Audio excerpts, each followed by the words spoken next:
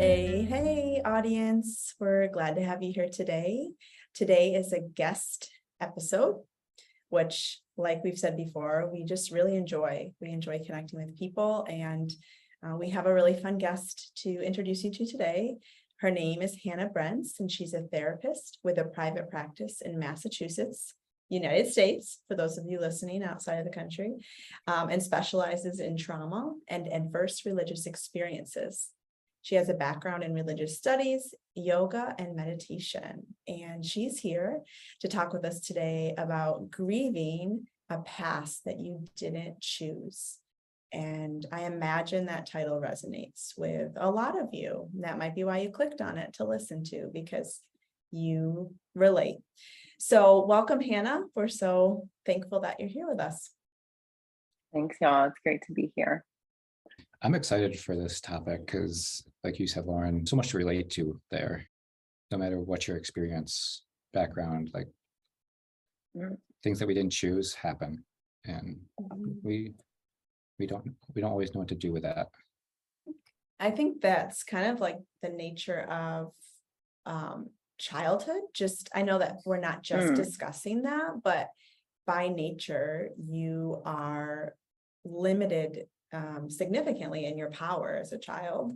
And so so many things happen to us that we obviously didn't choose or even consent to, because you are a child, you are under the care of others. And so 2 decades of our lives, there's so much that can happen that we would not have chosen. And then that plays into how the next couple decades go in adulthood.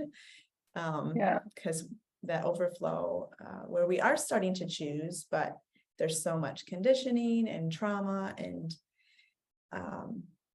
things that go into our choices as an adult that we look back on maybe when we're a bit more healed and we're like, oh, those choices I also am not thrilled about, and I chose them. Yes.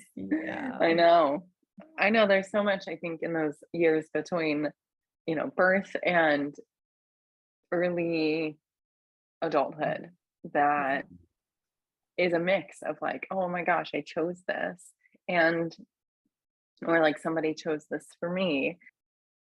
I don't think I would do it that way again. Yeah. That is our first question for you, is what are some examples that we can think of and share with our audience so they can connect to this more, of examples of things that the past that you didn't choose?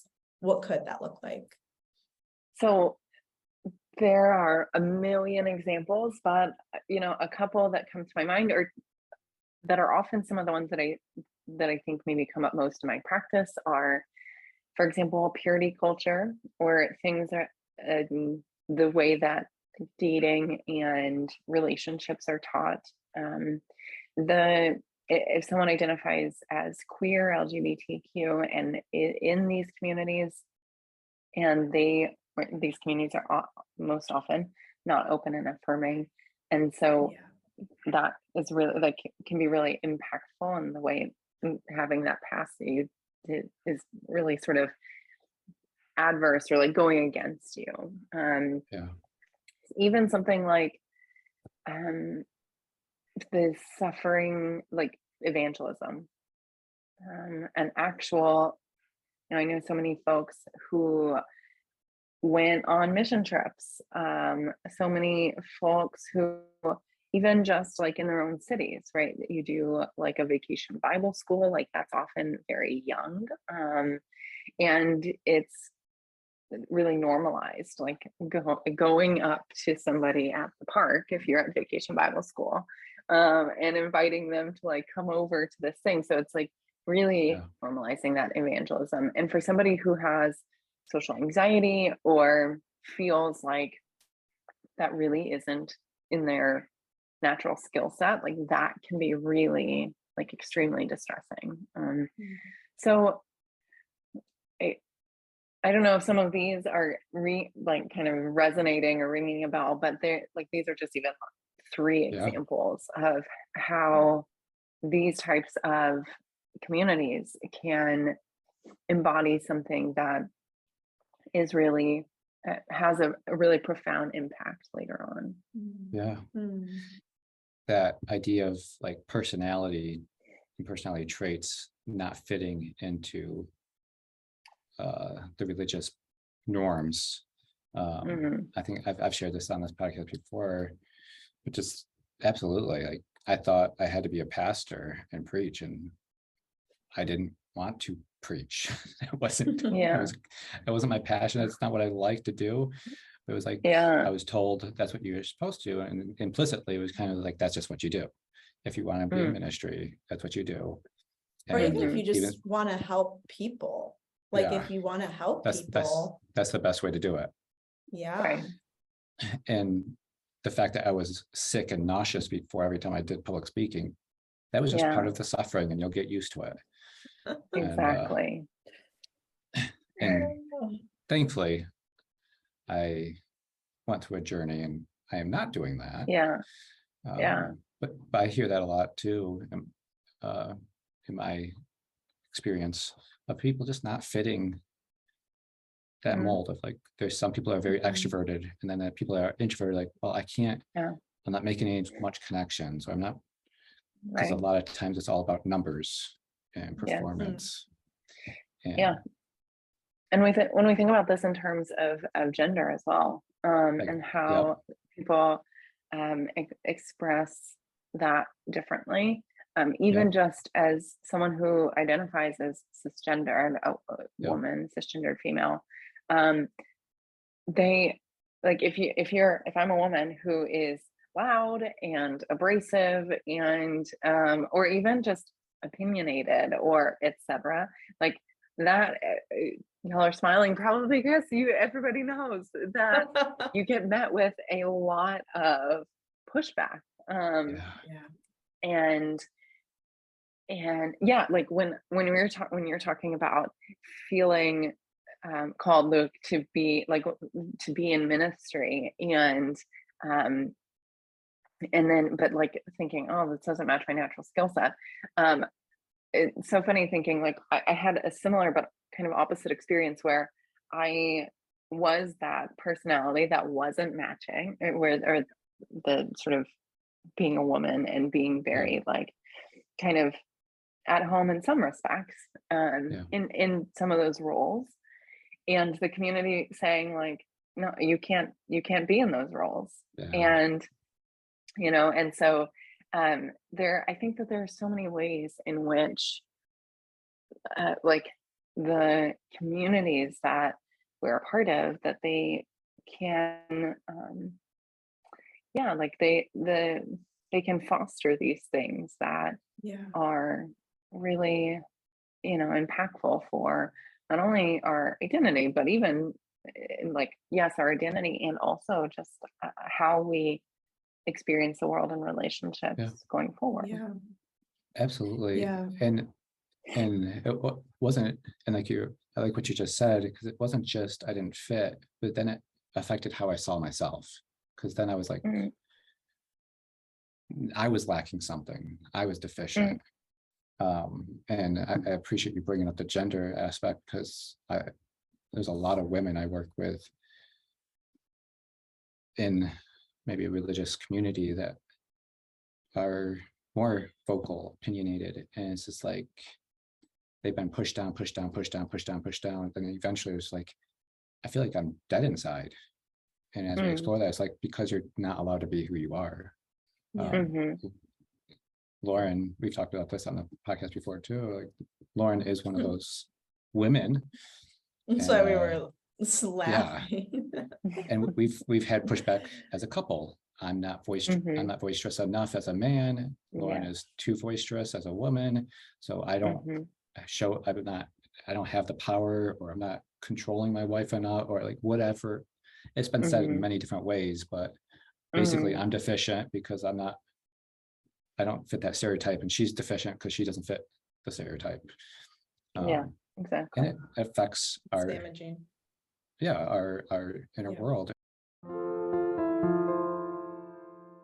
The disembodiment of having to disconnect from your your intuition, your knowing. So like Luke, when you were talking about like trying to force yourself into this pastoral role, and I remember even when we got married super young, which is a whole nother thing.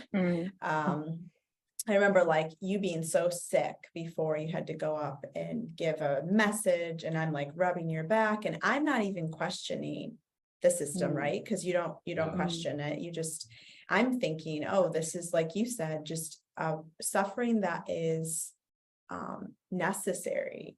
And I think that the whole idea of suffering being kind of put up on this sacred pedestal is really dangerous, because you learn, right, to disconnect from signals your body's giving you that something isn't right. You bypass them, and it eventually turns into chronic illness, chronic pain, anxiety, panic attacks, OCD, these things that can develop under that pressure cooker of a disembodied self, with very high stakes and very high, highly pressured. And I actually thought of another thing of how it can be really hard to have a past that is a certain way, and then it goes on to affect you, is the concept of like othering, and how certain religious communities have a very black and white, and I hate that term, but a very binary view of good and evil, right? And bad people and good people. And so you grow up with this mindset that everything can be put in a category. And so you live that way, because that's your source of safety. That's how you find security in the world. But then you get out into the quote real world, and you're like, oh wow, the world is like not 50 Shades of Gray in that way, but it's full of all of this variation and grayscale, and you're ill-equipped to be able to truly see people and love people and connect on a like authentic level, not on an agenda-driven level. That is such a hard thing to grapple with. Totally. I'm about to tell you some things that I feel embarrassed about in like my deconstruction process, is that, when I went to grad school for my Master of Divinity, I was doing so, having already done like my primary, I would say, deconstruction, like the crisis of faith piece, and was going into this reconstruction process. And so what that means is like really just rebuilding a sort of ethical, philosophical, theological worldview again. And I encountered, because I went to Boston University, and so there were lots of folks there who were not only not the same tradition of Christianity that I grew up with, but there were lots of non-Christians. There were lots of atheists.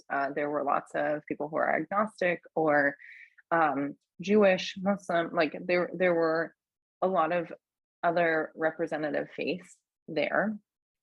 And I remember being in like the first week in like one of my intro classes, and seeing someone who became a friend later walk out of the class, and like, this is so ridiculous, but like the words, like instead of a body, it was like walking words of like label of their religious affiliation, basically. And like they're, atheist or Calvinist or whatever. And like it's still sticks out to me, because it's like so indicative of how I think you're taught to view relationships and people in the even I hear what you're saying with the term black and white thinking, but it's like psychology term as well. And like that kind of extreme thinking, that black and white thinking, right, where you are told like it is either this way or that way, and there is no nuance. There's nothing in the middle. And so like the people are, like they just walking labels, right? And like one way that I see this, even though a lot of the like kind of distress of deconstruction for me is in the past, there's just still things that come up, that I see come up, that are a product of this early conditioning, right? And so one of the things I've been talking about on social recently has been the way I relate to friendships. And like in friendships as an adult, which are already difficult, it's like we are either friends or we are not friends. There's like no, like if we haven't spoken in a while, if we haven't if it seems like you're, I don't know, becoming besties with somebody else, it's like, okay, we're not friends. You know, it's like there's no the designation of meeting a friend for pizza. It's like that they can't conceive of that. And this, and like it's just like this ridiculous example of how it's like we are taught to think in extremes, and moving outside of that, even like for me now, it's just so, it's almost like painful of like having to force myself to think in a way that it's like feels unimaginable. Yeah. Wow. Well said. I think religion is a very major way that we are molded into beliefs. Outside of religion, like what do you hear people talking about of like past that they have to grieve, or because like our childhood, whether religious or not, defines how we see the world, how we see people. We're using our examples, but the reality is family system Definitely trains us. Yeah. So the biggest and most obvious one is abuse and neglect.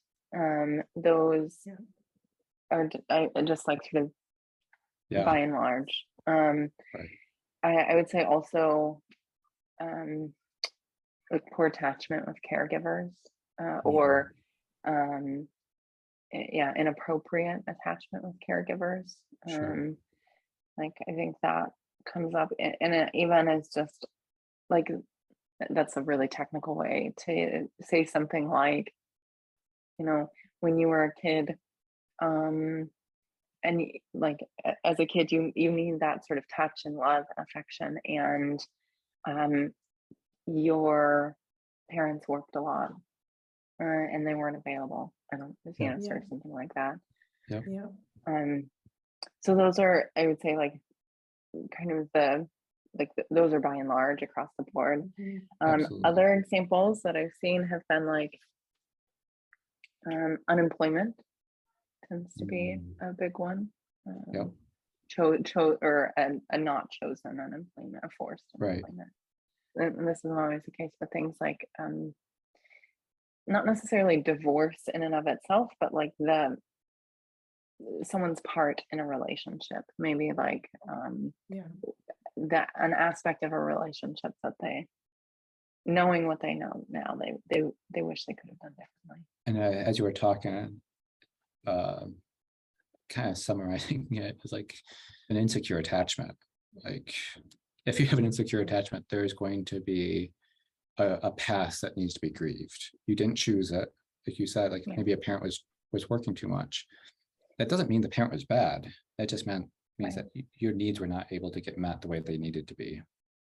And that could have been chosen work, or it could have been like they needed two incomes. Also, the idea of like a sick parent, having like a child having to take care of a sick parent, or not having that security, being parentified. We all think about the inappropriate physical relationships with parents, but it's also like the emotional inappropriate, where maybe the husband is not emotionally available, so the mom connects with the child. It's not malicious, but that's not a way a mom and a child are supposed to engage, by sharing, being emotionally supportive to your parents. Those are going to drive your nervous system and wire your nervous system, wire how you interact with people, your vulnerabilities. the main reason why I wanted to ask that question to broaden it is because like who has not experienced one of these? Right. Yeah. we- Right. And so as the listeners are listening and realizing like, oh, yeah, that is me. Oh, my story did have a little bit of that. Like we talk about acceptance a lot. So like Mm. once you hear that, you're like, oh shoot, that was me. What do you do with people you work with? What do you do next as people are listening to this? Yeah. So I think acceptance is probably probably one of the toughest pieces of this puzzle um, because we have an idea of what acceptance means and looks like that really isn't what acceptance is. And acceptance is actually a very active move, but I think often understand it to be quite passive. And so it's hard, it feels almost hard to put into words what is acceptance, because I think so much of it is like learning to find safety and regulation, safety and like a sense of calm and distress at home in your body before you can accept whatever the thing was. And like the more work I do in religious trauma, the more like that becomes so clear, is that it feels almost impossible to accept whatever that massive thing was that about your past that's impacting your present, when we're still like ignoring the body, because Lauren, like you said, there was just continual over and over like bypassing of the body and the messages that it was sending. And so I think like once kind of what acceptance might look like is really cultivating the knowledge of the signs and signals that your body sends, and learning, like even if I was trying to be the most concrete I could about this, like probably like really just like learning when your body says something is like safe and welcoming and peaceful, and when your body says that something is threatening and like not, and it's just like, and sort of like accepting that, like not, it's like that, it's just like, yeah, that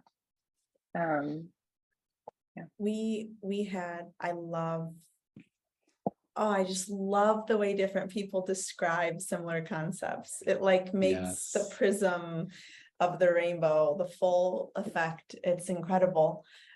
We had a podcast way back. A woman was sharing anonymously about recovering from domestic abuse and leaving her partner and healing. And she just kept saying, I had to learn to live in reality.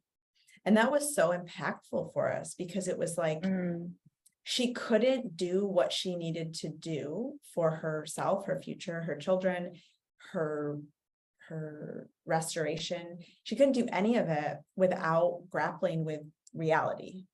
And trauma disconnects us from reality, tries to shield us from reality. It has all these mechanisms to try and keep us disconnected from reality. And I just love that that's part of what you're saying, is like, if you can reconnect to the reality of your being, what feels safe and opening or welcoming and comfortable and right in my body, and what doesn't, when we can get reconnected back into that, it's almost like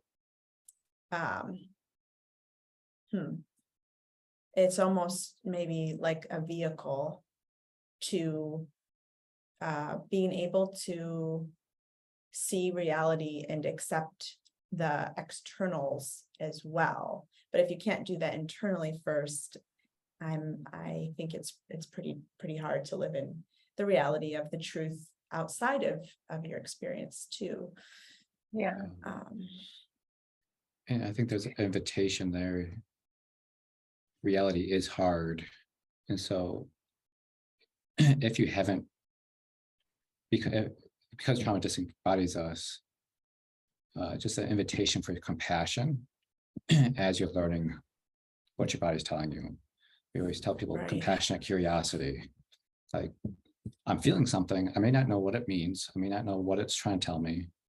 And that's okay. Because when we live in that binaries for so long, or because whether it's religious or not, we find ways to survive. We find ways that make sense, that are reliable, that are consistent, that create safety. And so when we start looking at that part of us that we don't really have a full understanding on, it can be dysregulating and it can be frustrating because like, I don't know, I need answers. And so there's that, I hear you both saying like that compassionate curiosity of look at it. What is it? Let's be curious. You don't have to know what it means, but we're just bringing some attention and compassion and curiosity to figure out what does this mean and how do I engage with it or respond with it. And that is such a process that is a lot better to walk when you have somebody walking with you, but is a journey, and that looks different for everybody. The timing and pace. Definitely. I think that here, what I see a lot come up in sessions when I'm doing this work with clients is like that narrative of the suffering servant that you were talking about before, that you gave a nod to. I find this to be so prevalent because, so if we're just talking religious concepts, I think that I could find a framework for this within American culture of like needing to pull yourself up by your bootstraps. Like I think that, or having like a hard work ethic. So I think that I could find those parallels. But like really the idea of the suffering servant narrative, which I just it's been so impactful for me recently to think like to really like reclaim like suffering is not spiritual, and that I'm in the process of a 2-year meditation teacher certificate program, and Tara Brach is the one of the leaders of this program who created this program. And she said a month or two ago, pain is something like pain is a fact of life and suffering is optional. And this paired with some of the work that I've been doing with clients has just been so profound, of doing the work of titrating and pendulating, which is really in a lot of ways how we work with the nervous system, and seeing like we have a plan as the client and clinician. We have a plan like, okay, when it feels too much, when it feels too big, you let me know, or you say your safe word, or you just start talking about the thing that feels safe and happy, and etc. And so many times I watch as clients push past that point of safety and really like work themselves up into like a panic attack or into a full like shutdown because it's too much. And what comes up every time is, but I have to do the work and to get better. And it's like just so much, like when we're talking about acceptance, it's like so much about changing the narrative of what the work is. Oh, I love that you shared that, because the work is, like you said, the pain is part of the work, but that doesn't mean we have to add on suffering. And like I tell people, yes, do this work, but it doesn't mean you have to be in this work 24 hours a day, 7 days a week. Like take a break, like smile, have fun. Like it's okay. Right. And so having that pendulating between the good, the hard and the good, I find that to be very empowering for people, because a lot of times Mm, it does feel very powerless or overwhelming. Um, or just the idea of like, if I open up this box, I'm never going to get back. Yeah. yeah, I'm never going to get control. And it's like, well, actually, there are ways that you can yeah, get back in control, where you can regulate, where you can put this in a box and yeah, pick back up next week. right. One of another pillar is beauty. Like that is part Mm, of being human, is beauty and mm-hmm, goodness. Um, mm-hmm, and even more so when you are, like what you're saying, jumping into those deep waters. yeah, Um, it's so important to take those breaks, to know where your limits are, and it's okay to see those limits and say, no, I've had enough. I'm going to take a yeah, break. That in itself is healing. That in itself yeah, is rewires your nervous system, yeah, helps you work through trauma when you're able to advocate for yourself and pursue what is those boundaries and what is good. So I'm so yeah, glad you brought that in there. So important part of this, of trauma work, mm, is rewiring totally. that narrative of push, push, push, push. And Yeah, which happens. And I did in like polyvagal, I think the word is a neuroception, right? It happens at a level below your what you can perceive, your perception of yep, what's happening. And yep, Yeah.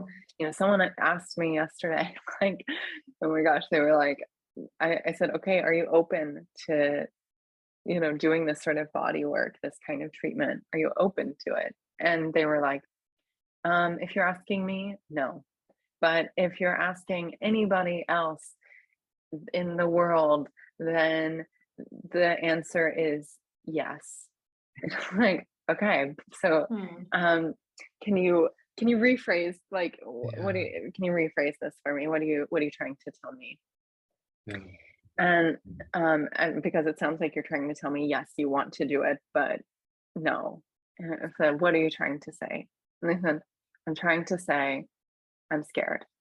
yeah. Oh, Oh, okay, wow. yeah, Yeah, yeah, like, okay, yes, like, and it's like that's, I know, oh my gosh, like, guys, that feels like Yeah. emotional. Um, yeah, yeah, so yeah, I think like that's because the narrative there was like, I don't feel like I'm choosing to be this way. yeah, Yeah, I agree. You're not choosing it. That there's that stuff that's happening Mm. like beneath what you can perceive. yeah. Mhm. Yeah, that neuroception, it's a a choice your brain makes before conscious awareness, and it takes 0.05 seconds for your brain to choose whether you're safe or not. um and that, and just as clinicians, as coaches, as practitioners, something that I run into a lot is they push themselves and they feel like, am I making you happy? Like, Mm. I felt like you wanted me to do this. Mm, Oh, let's back up. And so just also mm-hmm. being aware of that dynamic, Yeah, the power dynamic of, if someone's working through childhood stuff, they're coming in as that little child, and so right. therefore you're the authority that they're trying to please.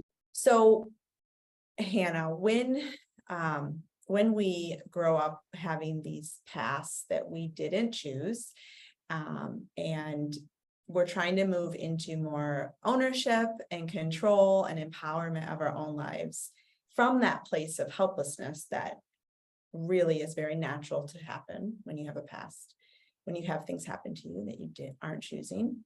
So how do you move into that place of more ownership and empowerment? Luke talked about a bit ago, how like you can't think about this all the time. Like you can't do the work all the time.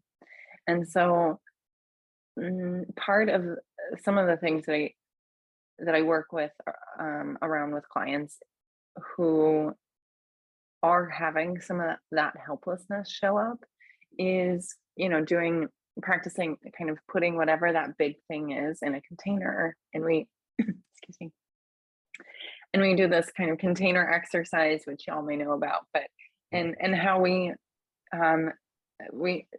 almost like externalize that thing.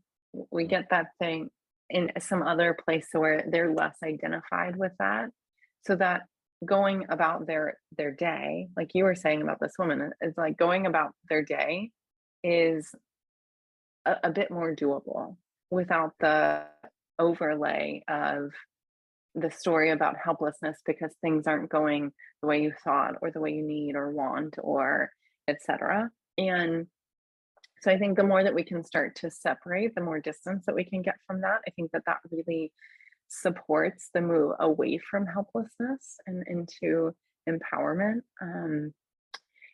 Yeah, and then just some qualities that tend to be helpful are feeling like a little bit fed up. I find fed up to be a really empowered place, in that you're like, it's like I'm done. It says there's no more story left, or there's no more energy left. It's just I'm done. And so I find that having that fed up can be provide a little bit of the momentum to get there. That very high level of motivation that can come from essentially just being so sick of the muck and mire of this, the life you didn't choose, or this, situation you didn't choose. It's almost like functional of that to push you up and out of it. Like, okay, I'm out. Right. I'm done. And I'm wondering if this is what you mean, if this resonates. It almost seems like it's part of that grief cycle of anger. Like once you accept, like acceptance brings grief. And so when we're accepting, we start grieving, but with that becomes anger of like, I'm done being powerless. I'm done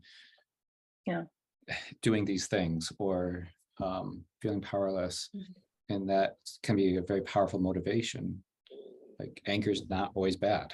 Anger can be a very powerful motivation for justice, for advocating, and for boundaries of like, you know what, I matter. Finally, I matter. I'm done not mattering. I'm gonna be selfish, even though that feels wrong. Like, no, be selfish, be mad, let yourself matter. I kind of hear that mixed in there as well. So that fed up. Totally. Yeah, I love the way you said that. I think that really like that, it's that place that it can bring us to. And when I was first, I've had my practice for much longer. When I was first starting to do provide a lot more support through like YouTube and Instagram and blog, whatever, what I noticed was that all of the deconstruction people in the space, so not necessarily therapists at the time, but like you see a lot of deconstruction people, everyone is so angry and like so angry, and I get that, but it wasn't like, it just wasn't the place that I was. And I also think that it's anger, like I was just saying this yesterday to someone, that like anger is actually extremely important for feeling empowered, and for like there is like this righteous anger, or the justice, but like we just don't want to stay there forever. Like we don't want to be. It's like, yes, it's good and it's an important part of the healing process, but it's like a part, and so the anger is like, yes, it needs to be felt and asked like what it needs, and ... and then right, it's then we keep going. We don't like I think the acceptance brings us through anger, not to anger. Yes. Ooh. Yep. Well said. I like that. And that is Yeah. a fear of a lot of people. Like, I don't want to just be a bitter person all my life. Why do you want me to touch in some anger? No, I don't want you to sit there either. It's already there. Now let's give it permission to present so that you can move forward and heal. I love that. It's an how'd you say that? An invitation to, like, for anger to be present, but not but to Through move it. acceptance. Yeah. Yeah, I like that. Well said. I'm wondering your thoughts on forgiveness when it comes to past you didn't choose, and depending on the community, the cultural background and religious community, people may have had very strong beliefs poured into them about forgiveness. So in the mental health space, what do you have to say about the role of forgiveness for pasts that we didn't choose? Yeah.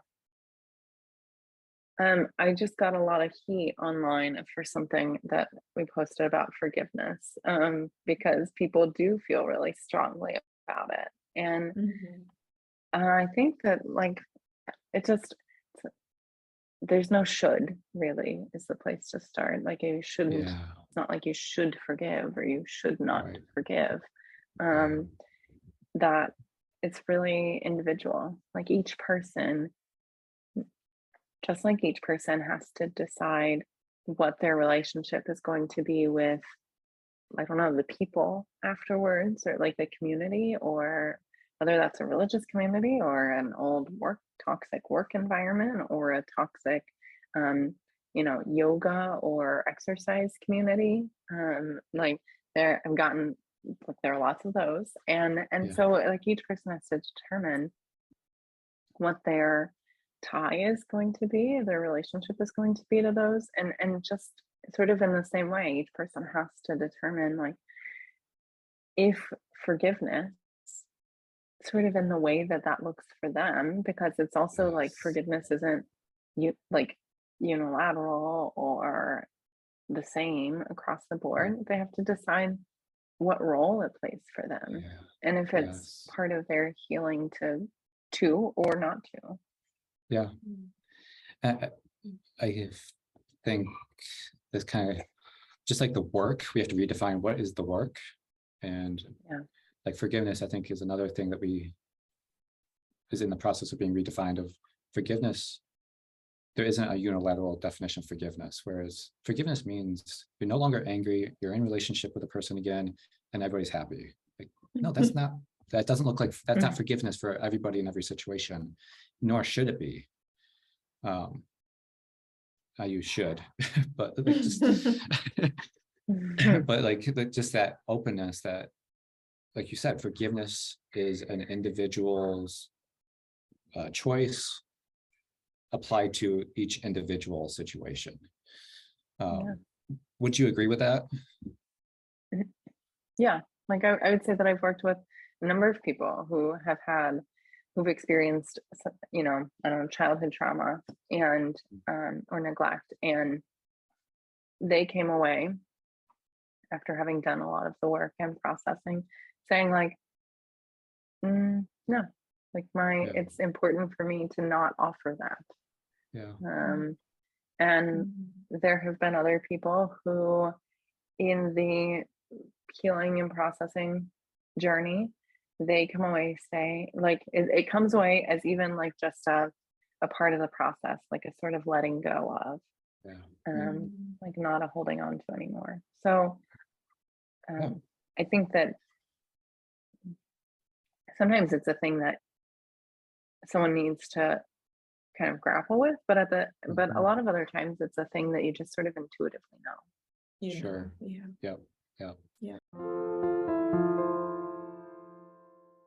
The healing process takes you to that intuitive choice of what forgiveness looks like. I like the way you put that. Do you have any other questions, babe? I mean, I think we could probably talk about the grieving portion of this for 3 more hours, but I think we addressed it, we explored it, and some of the peripheral aspects of it. I think it's so big, the grief process, that it is really hard. Like you said, Hannah, you were hesitant to like define acceptance because it's a very weighty and maybe not complex, nuanced experience for people. Yeah, and I think grief is so similar. And acceptance is layered. Yeah. There's not just like Mhm. this is what acceptance looks like. It's like this is what acceptance looks like for here, and then here, and here, and Yeah. it's different for Yeah. people.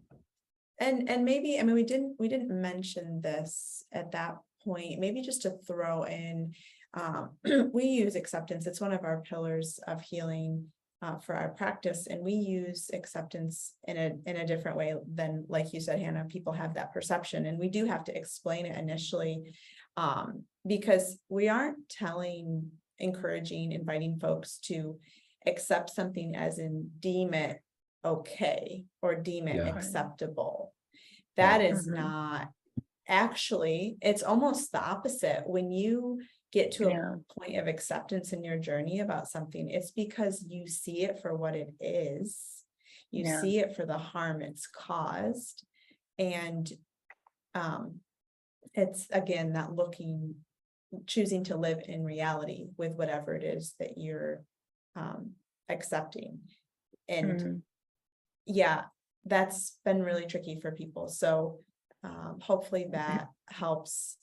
Acceptance, we believe, leads to grieving, and grieving leads to acceptance. We kind of see it in this very cyclical, like Mhm. that type of relationship. I'm moving my fingers, which you can't see on the podcast, but it's hard to say which comes first because Yeah. they're not really they kind of happen in this river of a stream together where you see something more clearly and then you have deep grief over it. And then as you've grieved, you feel like you reveals can more. accept it a bit more. And then you Right. realize more and then you grieve again. And it's just this kind of dance. I'm hesitant to call it beautiful, but there is a beautiful part of it because Mm. it's a pathway. There's an amazing book by Francis Weller called The Wild Edge of Sorrow. And Mm. he just talks about grief in this most honoring, sacred way. Like he doesn't make it sound like a unicorns and rainbows type of thing. It's very honoring of the deep, upending process that it is, but also Mm. shows the beauty that it brings because people who can grieve and can cultivate this relationship with grief, which is a lifelong relationship, they can live freer, deeper, more alive lives because they haven't turned off that part of them. They've actually welcomed it. So they're not like half feeling, they're feeling it all. And grief is that pathway to a deeper life. That's been my experience. And that's what we see with our clients too. But boy, is it hard. Yeah. I guess, and one thing that I would say, maybe also if it's helpful to flesh out Yeah. acceptance, the thing that really helped me understand it, like really shaped for me my understanding of acceptance, was when I discovered this monk, David Stendal Roth. So just as a little background, he grew up in Austria and under the rise of Hitler. And so he talks about how things, like there are things in life in which you can't accept, you can't be grateful for. His sort of Right. shtick is gratitude. And he says there are things in life for which you can't be grateful. And you can't be grateful for wars or violence, etc. Right. But you can be grateful in every moment. And so I think for him, this, like the thing about acceptance and gratitude are sort of I think go hand in hand. And then he says, when there are things for which I really can't be grateful, like the problem with the reason why acceptance can be so difficult is because of resistance. Like when we resist something, Yes. it prevents us from, it's like, he has this great analogy that it's like where anxiety is a part of life, that we are all born with an anxiety, that like in the birthing process during labor, there's like this sort of anxiety. But if the mother or the baby resist and like resist the pushing or the kind of going out or whatever it is, that's life threatening, that could actually be fatal to the mother or the baby. And so it's not the anxiety that is the problem, but it's the resistance to the anxiety. And that like when there's something that for which you can be grateful for, it says, I get quiet and I throw it. I imagine sort of, and then getting quiet it could not take long, or it could take long. But I imagine being in front of a lake, and whenever I've gotten quiet, I take the thing and I just throw it into the lake, and I watch it go down and down and down, and success is no resistance. And it, like that visual, like that I think for me, that understanding of the role that resistance plays,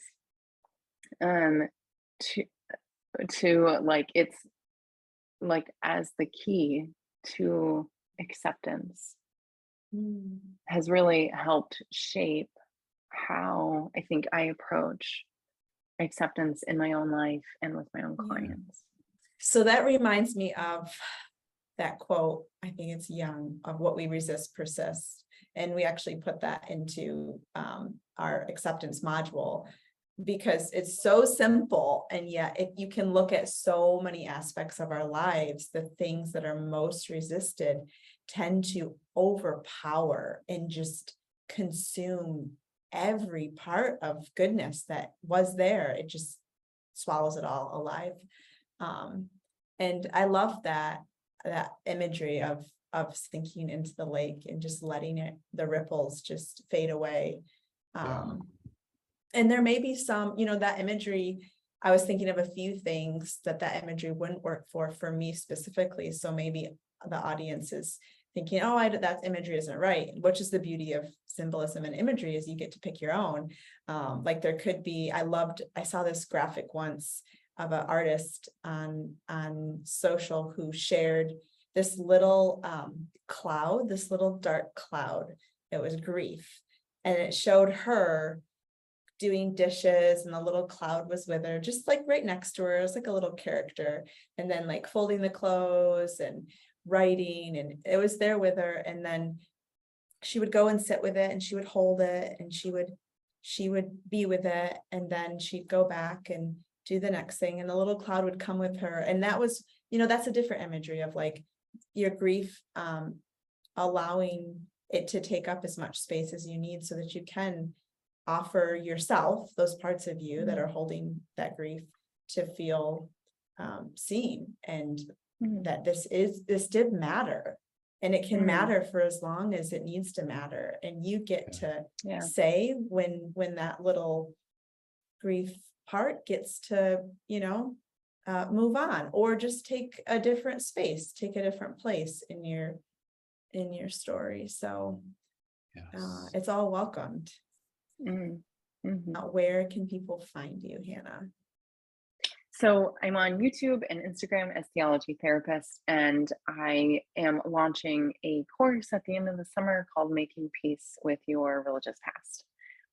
And so you can find out more about that definitely on Instagram or YouTube, or by signing up for the monthly newsletter, where there is a wait list of that.